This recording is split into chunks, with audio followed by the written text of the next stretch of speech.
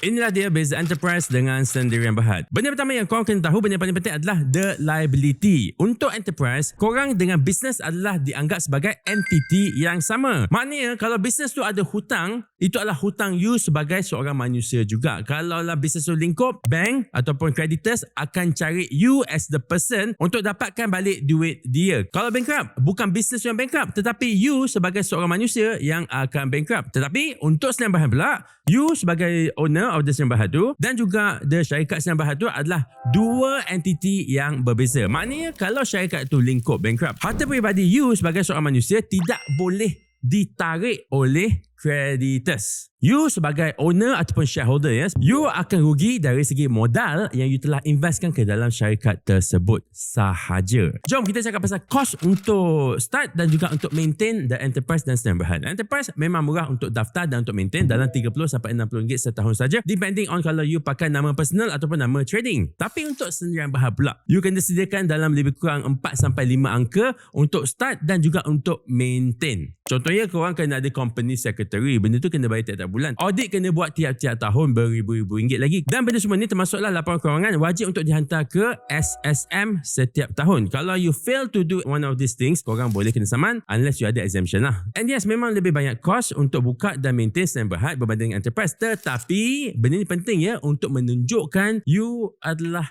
professional dalam bisnes korang. Maknanya you doing this as a syarikat. Dan benda yang paling penting, in my opinion, dalam membuka syarikat Sendirian Berhad, kalau korang dah cecah satu threshold income ataupun profit yang akan membuatkan korang dikenakan cukai yang agak banyak kalau korang maintain pakai enterprise. So you see, untuk enterprise, dia punya cukai dikenakan based on personal income. There is no differentiator between personal income. Kita sebagai manusia naklah gaji, maybe bos dapatlah RM10,000 sebulan. Tetapi income untuk business enterprise tu pun akan dicampurkan sekali dalam RM10,000 sebulan gaji. Itu maknanya RM120,000 setahun.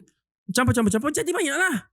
Sebab untuk personal income tax, dia cepat je dapat 24%, 25% punya tax bracket berbanding dengan Sendirian Berhad. Kalau you sebagai owner Sendirian Berhad dan you ambil gaji pun, gaji itu dianggap sebagai expense kepada Sendirian Berhad tersebut. And you personally akan dikenakan cukai macam biasa personal income tax, apa. Tetapi untuk business income tu pula, cukai dia bermula dengan 15% untuk RM100,000 pertama dan 17% untuk RM500,000 yang berikutnya, dan beyond that, beyond RM600,000 tadi tu adalah 24%, barulah dapat 24%. Jadi for the total income yang you dapat, Sendirian Berhad akan dikenakan cukai yang lebih rendah. And then selepas pendapatan you telah pun dicukaikan, you sebagai owner masih boleh ambil dividen dan anda tidak akan dikenakan cukai unless dividen yang terkumpul adalah lebih daripada RM100,000 setahun.